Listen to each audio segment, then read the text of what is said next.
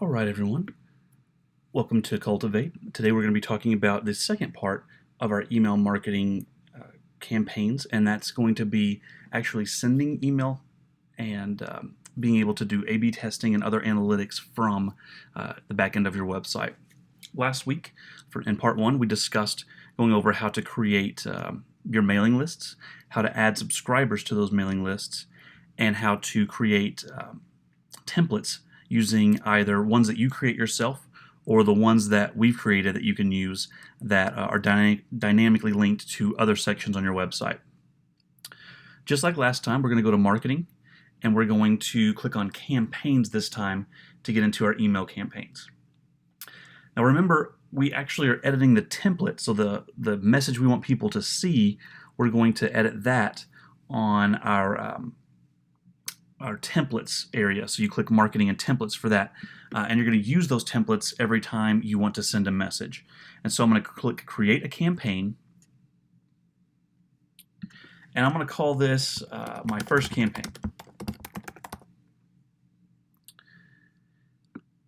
And I'll go ahead and say use a template instead of start from scratch. And then I've got my templates that I use here. And so I'm going to use my Kubota Digital example. And then you can select a mailing list to send your template to.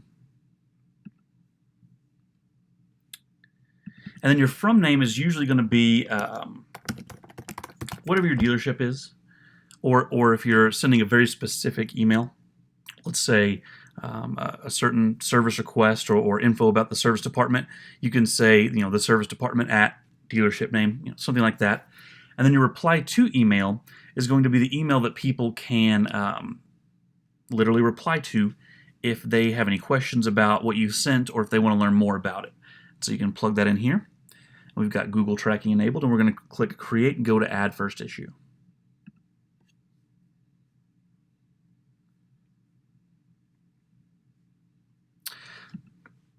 So this looks like a very similar screen, but this is actually the very first issue in your campaign. And so the way that Sitefinity breaks this down is you've got your campaign, and that's going to be the overall message that you're wanting to send people. And that could include several different issues. So you could have, let's say you're having an open house. So you make an open house campaign. Your first issue would be something that notify people of that open house. And then maybe you would send, another issue a week before your open house, reminding people that you're having an open house in a week, and maybe the day before. So you could have 3 issues within a campaign like that. So I'm just going to call this issue 1. I've got my mailing list already set. I've got the subject for my message here. So I can say something like, what's new with us? Or visit our open house. And then my from name, I can just put something like my dealership. My reply to email automatically generated whenever I plug that in the previous one. So I'm going to click on go to add content.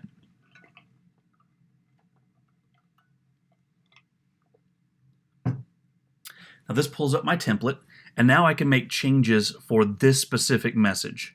So if I want to change the text, I can click on this content block, and I can write the message that I want to tell people about. If it's about my open house, I can tell them what we're going to have at the open house, where it's going to be, what time it's going to run, things like that. If there's a raffle or a sweepstakes, you can give them directions on how to enter that.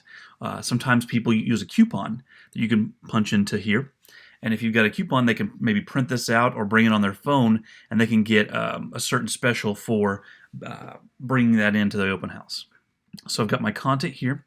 One really cool and different thing with the content block in an email that's a little bit different from the regular ones on your site is you have this drop down up here. And I'm just going to click on it, and you'll see it says first name, last name, subscriber email, and so on. This is going to be how you can dynamically add this type of information into your message. So instead of saying, dear sir, madam, if I wanted to say hello and then the person's first name, I can select first name from this drop down and click insert.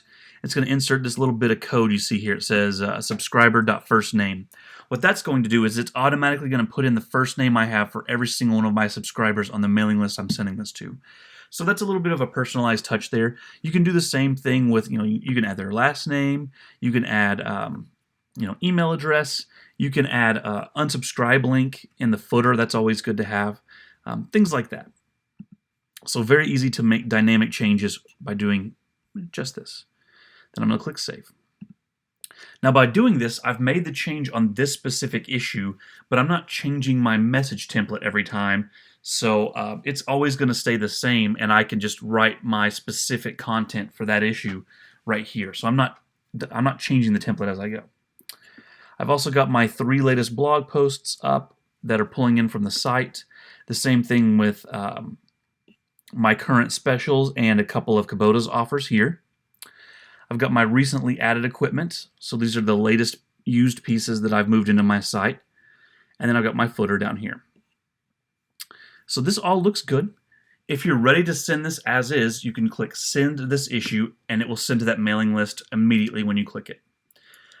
I usually save it as a draft, and then I click on More Actions and click Send Check Message, and I usually send this to myself. And the reason I do that is because I want to double check that everything looks good on both a desktop device and a phone, and I maybe send it to a couple of other people within my office as well so they can proofread, because it's always great to have a second set of eyes.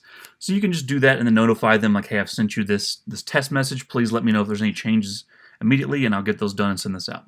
So that's sending check message, and that's going to be found in this More Actions list you see here. You can also schedule the delivery. And so if you want this to go out first thing tomorrow morning, then you can set it to do so. So I'm going to set it for July 31st, and I'm going to have it send on, let's say, at 7 a.m. So I can choose that here. And then when I click Done, this will schedule and send on at 7 a.m. tomorrow morning. So really nice to schedule those out. This is also really great, like I mentioned with the open house. You can create all 3 of those emails in my open house example at one time. So you can just sit down one afternoon, create those 3 issues, and schedule them all for the times you want them to go out right then and there. So you don't even have to worry about it. It's just going to automatically take care of itself and send those messages out as you just go on about your day. Another great tool in here is sending an A/B test. So I'm going to click on this. And what this is going to do is create a second template.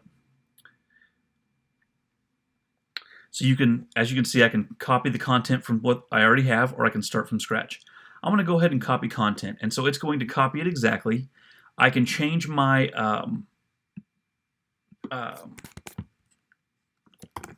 my message here, the subject, to say "Win Big at our open house," and then I can talk about when I click on Go to Add Content.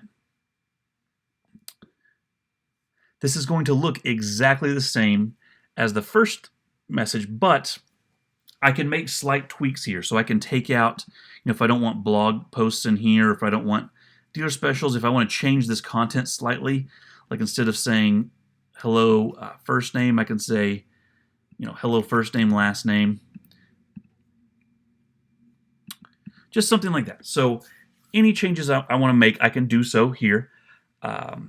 But what's going to happen is it's going to send both of those sets to a small sample of your overall mailing list.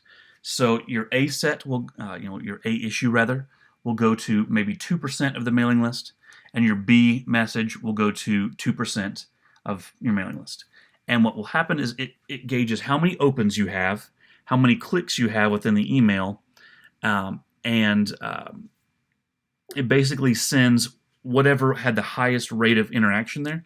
It sends that message out to the rest of your list. So that first 4% is kind of used as a test to see what's going to work best, and then it will send the best version of that email out. So that's what A/B tests are, and you can absolutely set that up on your email. One more thing I want to point out with this. When you add images here, you don't want to use the original size of the image. So I'm just going to click on the Add Image button up here at the top, and I'll just add one of my Kubota stock images here. These images are pretty big, and so I've got my original size, but what you want to do if you want it to be nice and big is you want to click Custom Size, and you want to change the maximum width to 500. So I've clicked Custom Size from this image size, and then under Max Width I've clicked 500, and I'm going to click Save. And what that's going to do is make sure that this image isn't gigantic. It's not as big of a deal on a desktop computer, but on a mobile phone, you want a little bit of a smaller image so it's easier for people to scroll through your email than spend a lot of time trying to scroll through this really big image. So it's that keeps it in the container, and it will be responsive after you've resized it there. But you just want to make sure you set that max width to 500 whenever you are adding images to your site or to your issue. So get that. The other thing that I want to show you is your reporting. So I've got a couple of campaigns here that I've set up.